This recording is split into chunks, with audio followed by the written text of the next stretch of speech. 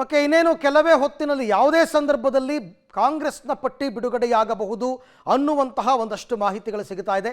17 ಕ್ಷೇತ್ರಗಳಿಗೆ ಈಗಾಗಲೇ ಅಭ್ಯರ್ಥಿಗಳನ್ನು ಫೈನಲ್ ಮಾಡಿದ್ದಾರೆ ಅಂತಕ್ಕಂಥ ಮಾಹಿತಿ ಕೂಡ ಸದ್ಯಕ್ಕೆ ಸಿಗ್ತಾ ಇದೆ.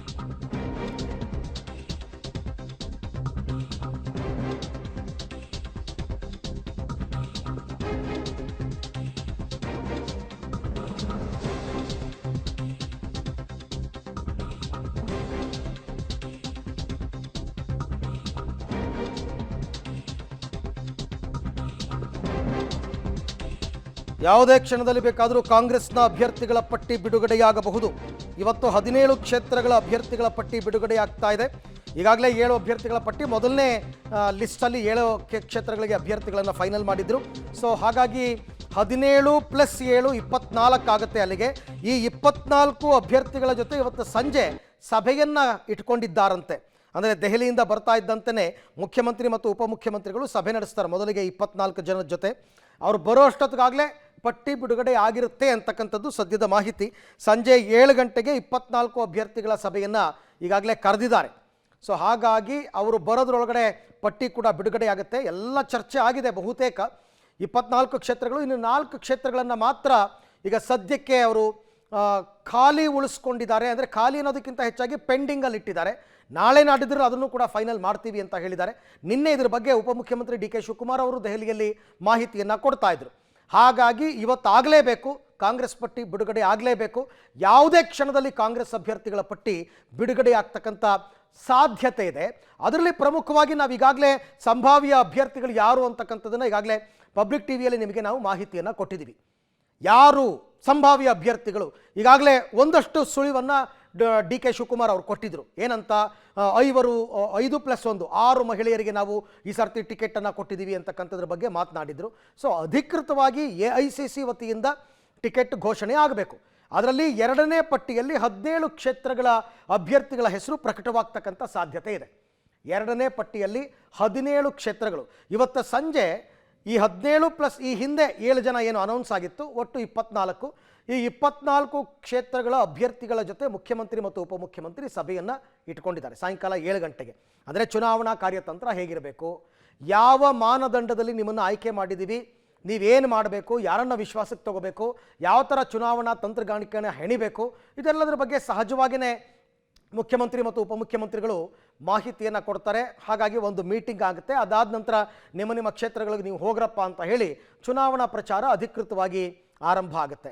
ಸದ್ಯಕ್ಕೆ ಇರೋ ಮಾಹಿತಿಯ ಪ್ರಕಾರ ಯಾವುದೇ ಕ್ಷಣದಲ್ಲಿ ಕಾಂಗ್ರೆಸ್ ಅಭ್ಯರ್ಥಿಗಳ ಪಟ್ಟಿ ಬಿಡುಗಡೆಯಾಗುವ ಸಾಧ್ಯತೆ ಇದೆ. 2ನೇ ಪಟ್ಟಿಯಲ್ಲಿ 17 ಕ್ಷೇತ್ರಗಳ ಅಭ್ಯರ್ಥಿಗಳು ಪ್ರಕಟವಾಗುತ್ತೆ.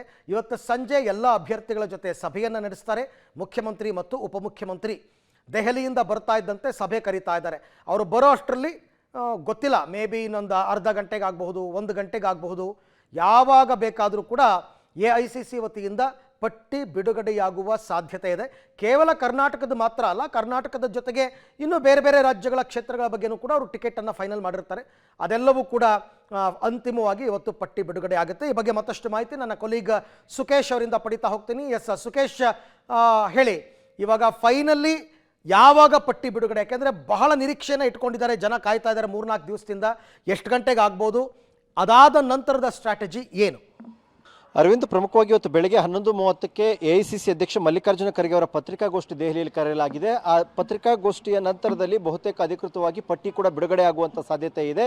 ಬೇರೆ ಬೇರೆ ರಾಜ್ಯಗಳ ಪಟ್ಟಿಯ ಜೊತೆಗೆ ಕರ್ನಾಟಕ ರಾಜ್ಯದ 17 ಅಭ್ಯರ್ಥಿಗಳ ಹೆಸರು ಘೋಷಣೆ ಆಗ್ಬೋದು. ಈಗಾಗಲೇ 7 ಅಭ್ಯರ್ಥಿಗಳ ಹೆಸರು ಘೋಷಣೆಯಾಗಿದೆ.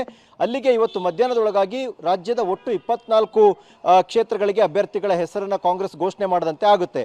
ಅದಾಗ್ತಾ ಇದ್ದಂತೆ ಇವತ್ತು ಸಂಜೆಯೇ ಸಭೆಯನ್ನು ಕರೆಯಲಿಕ್ಕೆ, ಯಾಕಂದರೆ 24 ಅಭ್ಯರ್ಥಿಗಳನ್ನು ಒಂದು ಕಡೆ ಸೇರಿಸಿಕೊಂಡು ಆಯಾ ಜಿಲ್ಲೆಯ ಉಸ್ತುವಾರಿ ಸಚಿವರುಗಳನ್ನ ಒಳಗೊಂಡಂತೆ CM ಮತ್ತು DCM ಇವತ್ತು ಸಭೆಯನ್ನು ಕರೆದಿದ್ದಾರೆ. ಸಂಜೆ 7 ಗಂಟೆಗೆ ನಡೆಯುವಂಥ ಸಭೆಯಲ್ಲಿ ಗೆಲುವಿಗೆ ಬೇಕಾದಂಥ ತಂತ್ರಗಾರಿಕೆ ಏನು, 24 ಕ್ಷೇತ್ರದ ಅಭ್ಯರ್ಥಿಗಳು ಮಾಡಬೇಕಾಗಿರುವಂಥದ್ದೇನು, ಎಲ್ಲದರ ಬಗ್ಗೆಯೂ ಕೂಡ ವಿಸ್ತೃತವಾದ ಒಂದು ಚರ್ಚೆ ಮಾಡಬೇಕು ಅನ್ನುವಂಥ ತೀರ್ಮಾನಕ್ಕೆ ಕಾಂಗ್ರೆಸ್ ನಾಯಕರುಗಳು ಬಂದಂತೆ ಕಾಣಿಸ್ತಾ ಇದೆ.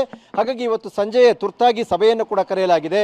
ಎಲ್ಲ ಅಂದರೆ ಈಗ ಘೋಷಣೆ ಆಗಲಿರುವ 17, ಘೋಷಣೆ ಆಗಿರುವ 7 ಸೇರಿದಂತೆ 24 ಅಭ್ಯರ್ಥಿಗಳ ಜೊತೆ ಒಳಗೊಂಡಂತೆ ಸಚಿವರನ್ನು ಸೇರಿಸಿಕೊಂಡು ಸಭೆಯನ್ನು ಮುಖ್ಯಮಂತ್ರಿಗಳು ಮತ್ತು ಉಪಮುಖ್ಯಮಂತ್ರಿಗಳು ನಡೆಸ್ತಾ ಇರುವಂಥದ್ದು. ಯಾಕಂದರೆ ಇದು ರಾಜ್ಯ ಕಾಂಗ್ರೆಸ್ನ ಪಾಲಿಗೆ ಒಂದು ರೀತಿಯ ಡೂ ಆರ್ ಡೈ ಎಲೆಕ್ಷನ್ ಥರ ಇದೆ. ಯಾಕಂದರೆ 135 ಸ್ಥಾನವನ್ನು ಗೆದ್ದಿರುವಂತಹ ರಾಜ್ಯದಲ್ಲಿ ರಾಜ್ಯದಲ್ಲಿ ಕನಿಷ್ಠ 20 ಲೋಕಸಭಾ ಕ್ಷೇತ್ರವನ್ನು ಗೆಲ್ಲಬೇಕು ಅನ್ನುವಂಥದ್ದು ಕಾಂಗ್ರೆಸ್ನ ಟಾರ್ಗೆಟ್ ಇರುವಂಥದ್ದು.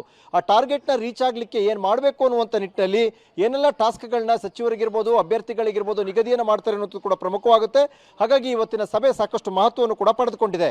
ಅರವಿಂದ್, ಇನ್ನು ಈಗಾಗಲೇ ನಾವು ಸಂಭಾವ್ಯ ಅಭ್ಯರ್ಥಿಗಳ ಪಟ್ಟಿಯನ್ನು ಬಿಡುಗಡೆ ಮಾಡಿದ್ವಿ. ಸೊ ಈ ಸಂಭಾವ್ಯ ಅಭ್ಯರ್ಥಿಗಳು ಹೆಚ್ಚು ಕಡಿಮೆ ಇದೇ ಫೈನಲ್ ಆಗಿದೆ ಅನ್ಕೋಬಹುದಾ, ಅಥವಾ ಇನ್ನೇನಾದರೂ ಕೊನೆ ಕ್ಷಣದಲ್ಲಿ ಬದಲಾವಣೆಗಳಾಗಿರುತ್ತಾ, ಹೇಗೆ ಅಂತ ಸುಖೇಶ್? ಅರವಿಂದ್, ಬಹುತೇಕ ಸಂಭಾವ್ಯ ಅಭ್ಯರ್ಥಿಗಳ ಪಟ್ಟಿ ಏನಿದೆ ಅದೇ ಅಂತಿಮ ಅಂತ ಕೂಡ ಹೇಳಲಾಗ್ತಾ ಇದೆ. ಯಾಕಂದ್ರೆ ಒಂದು 4 ಕ್ಷೇತ್ರಗಳಲ್ಲಿ ಇರುವಂತಹ ಗೊಂದಲದ ಕಾರಣಕ್ಕಾಗಿ ಅದನ್ನ ಸಂಭಾವ್ಯ ಅಭ್ಯರ್ಥಿಗಳ ಪಟ್ಟಿಯಿಂದಲೂ ಕೂಡ ಹೊರಗಿಟ್ಕೊಂಡಿದ್ದಾರೆ ಮತ್ತು ಚರ್ಚೆ ಕೂಡ ಇನ್ನು ನಡೀತಾ ಇದೆ. ಅದು ಕೋಲಾರ, ಚಾಮರಾಜನಗರ, ಚಿಕ್ಕಬಳ್ಳಾಪುರ ಮತ್ತು ಬಳ್ಳಾರಿ ಸೇರಿದಂತೆ ಈ 4 ಕ್ಷೇತ್ರಗಳ ಪಟ್ಟಿ ಬಿಡುಗಡೆ ಸ್ವಲ್ಪ ತಡ ಆಗ್ಬೋದು, ಒಂದು 2 ದಿನದ ಮಟ್ಟಿಗೆ.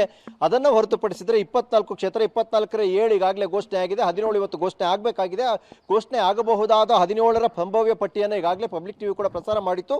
ಅದೇ ಬಹುತೇಕ ಖಚಿತವಾಗಿದೆ. ಅಧಿಕೃತವಾದ ಮುದ್ರೆ ಒಂದೇ ಈಗ ಎಐಸಿಸಿನ ಬೀಳಬೇಕಾಗಿರುವಂಥದ್ದು ಬಾಕಿ ಇದೆ.